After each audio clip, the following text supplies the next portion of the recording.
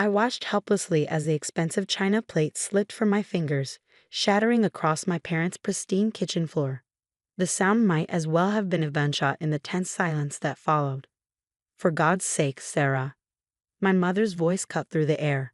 "That was your grandmother's wedding gift to us. I'm Sarah Cooper, 26, and all my life, I've been labeled as the clumsy one. The family joke. The girl who couldn't walk straight if her life depended on it." "I'm sorry," I mumbled, already reaching for the broom. My hands trembled slightly. They've been doing that more lately. It just slipped. "Everything just slips with you," my sister Amanda sneered from the doorway. "Remember last month when you dropped Dad's laptop?" I did remember, just like I remembered every glass I'd broken, every fall I'd taken, every time my body seemed to betray me. It wasn't just clumsiness anymore. Something felt wrong, really wrong. But try telling that to my family. "I'll pay for a replacement," I offered, though we all knew no antique store could replace the family heirloom I just destroyed. Dad walked in, surveying the damage. "Maybe if you just concentrate for once," he sighed, that familiar disappointed look crossing his face.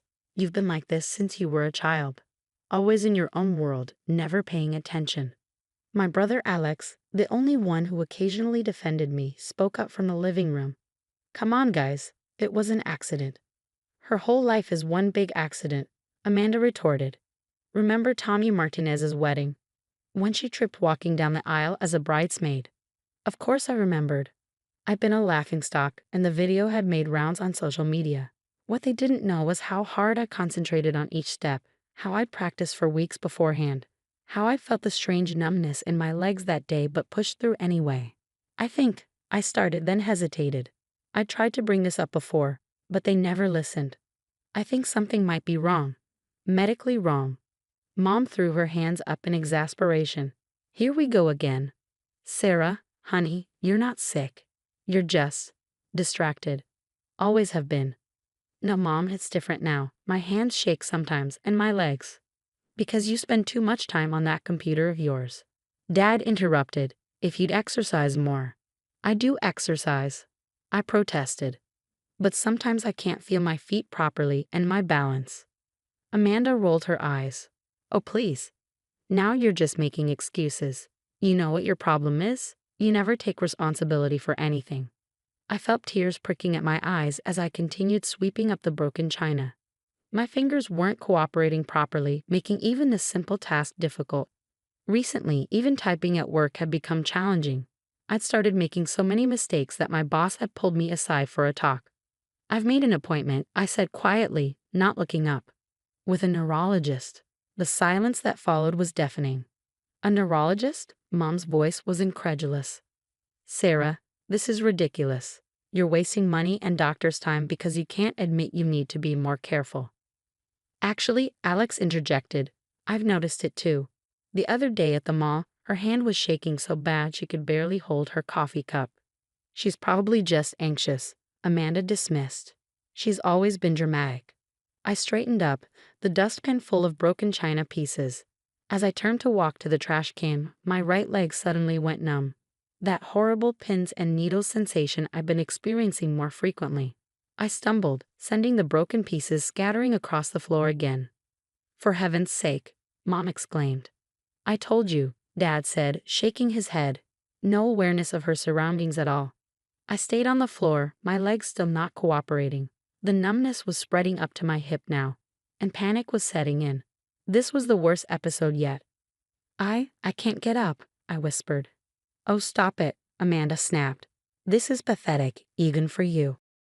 But Alex must have seen something in my face because he rushed over. "Sarah, what's wrong?" "I can't feel my leg," I said, my voice shaking. "It's happening again, but worse this time. I really can't feel it."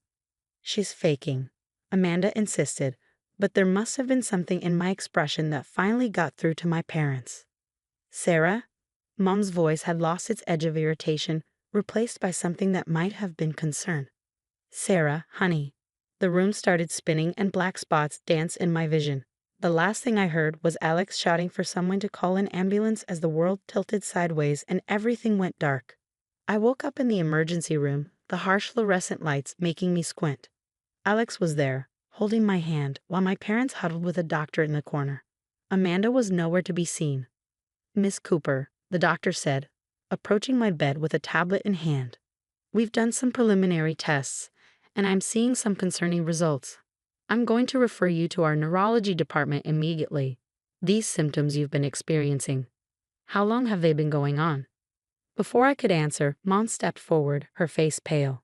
"She's always been clumsy. But this is different, isn't it? This isn't just clumsiness." The doctor's expression was grave as he pulled up something on his tablet. "No, Mrs. Cooper, I'm afraid it's not. Look at these initial scans." The neurologist's office was sterile and bright, walls covered with diagrams of the nervous system. Dr. Harrison sat across from us, her expression serious as she reviewed my test results. "Miss Cooper has multiple sclerosis," she stated, her words dropping like bombs in the quiet room. "The MRI shows several lesions on her brain and spinal cord, which explain the symptoms she's been experiencing." Mom gripped Dad's hand, her knuckles white.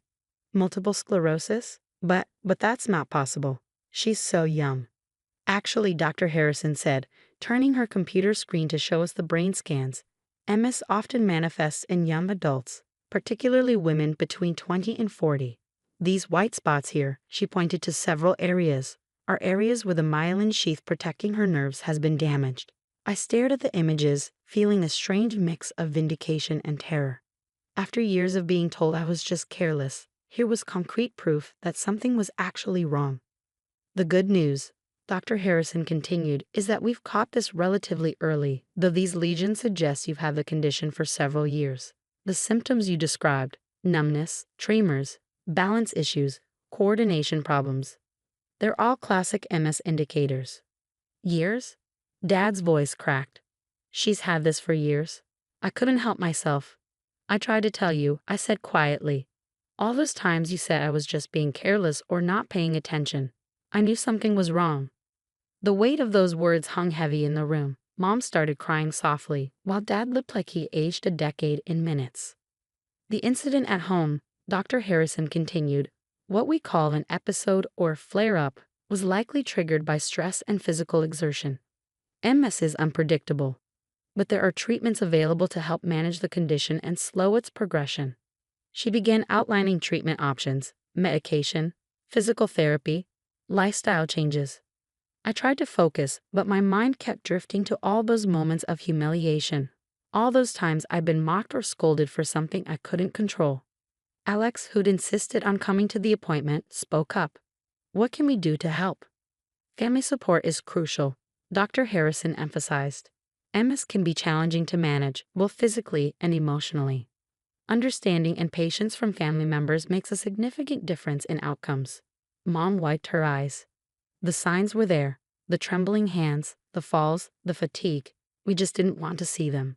"Many MS symptoms are invisible to others," Dr. Harrison explained gently.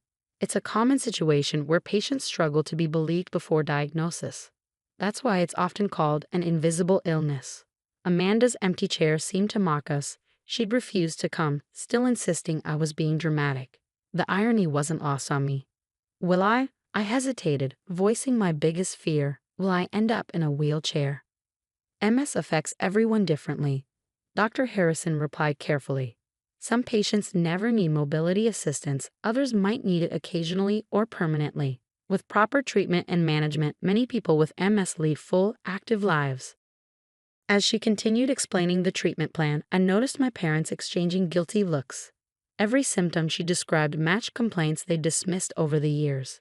"The numbness and coordination issues will likely continue to come and go," she explained.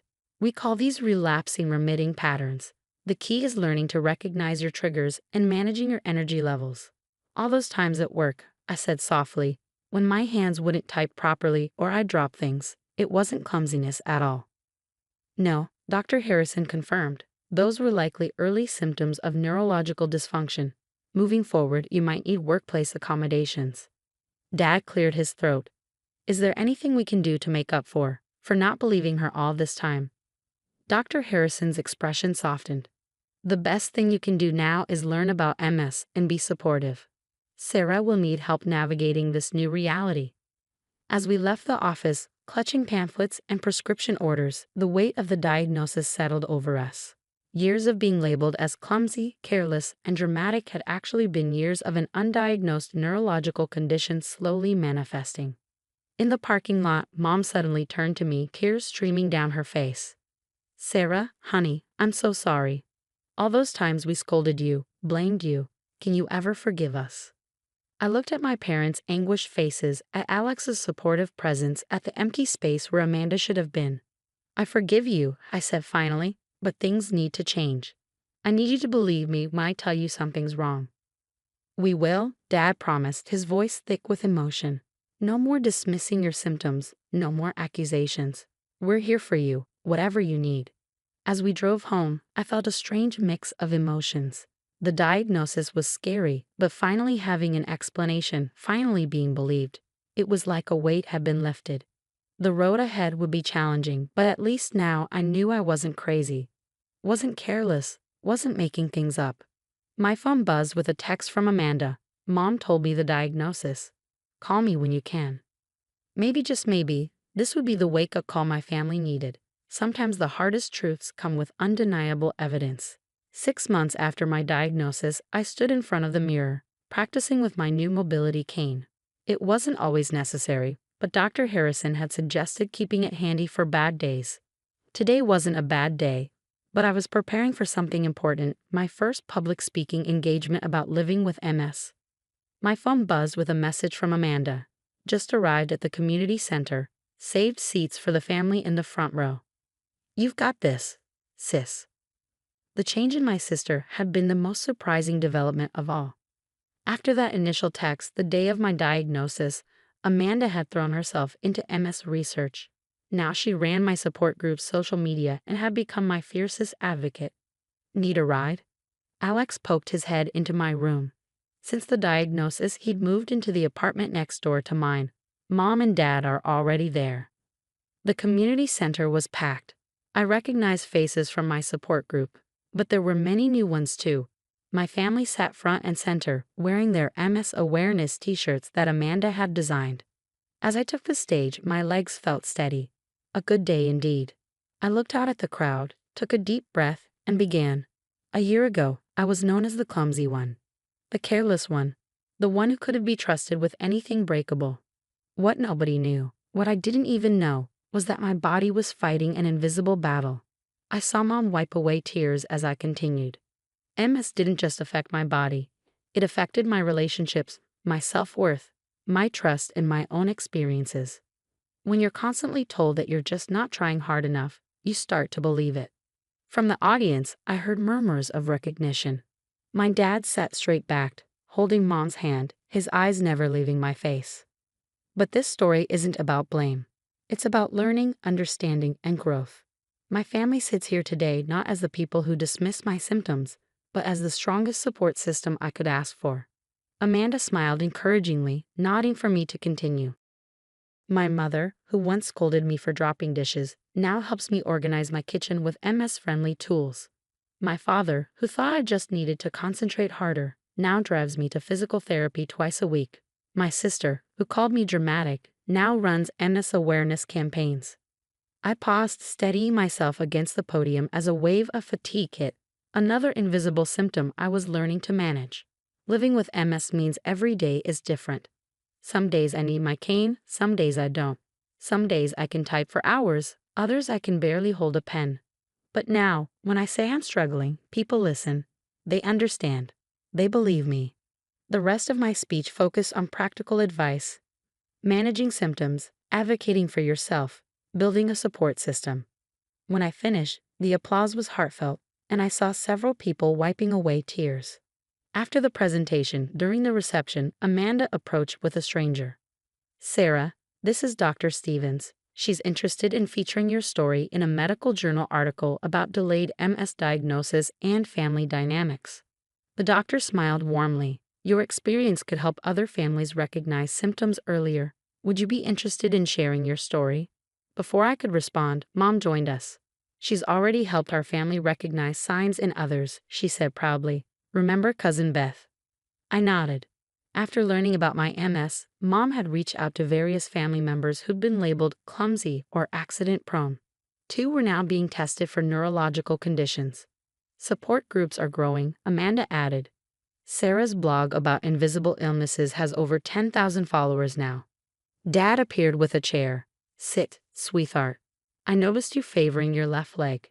I smiled at his attentiveness but remained standing. I'm okay right now, Dad, but thank you for noticing.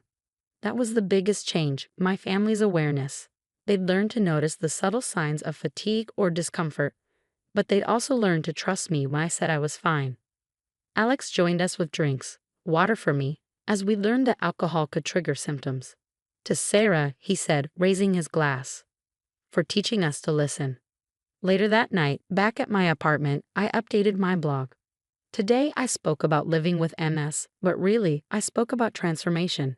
About how a diagnosis didn't just explain my symptoms, it changed my family's entire perspective. We learned that invisible doesn't mean imaginary, that not being able to see something doesn't make it less real. Yes, I have MS. Yes, some days are hard. But I'm no longer fighting this battle alone, no longer struggling to be believed. My clumsiness had a name all along, and in naming it, we found strength, understanding, and a deeper connection than we'd ever had before. To everyone out there still fighting to be heard, your symptoms are real, your experiences are valid. And somewhere out there is a doctor, a family member, or a friend who will finally listen and say the words you've been waiting to hear. I believe you. I posted the entry and looked at the framed brain scan on my wall, the one that had changed everything. It reminded me daily that sometimes the hardest paths lead to the most important destinations. My phone buzzed with our family group chat. Sunday dinner this week.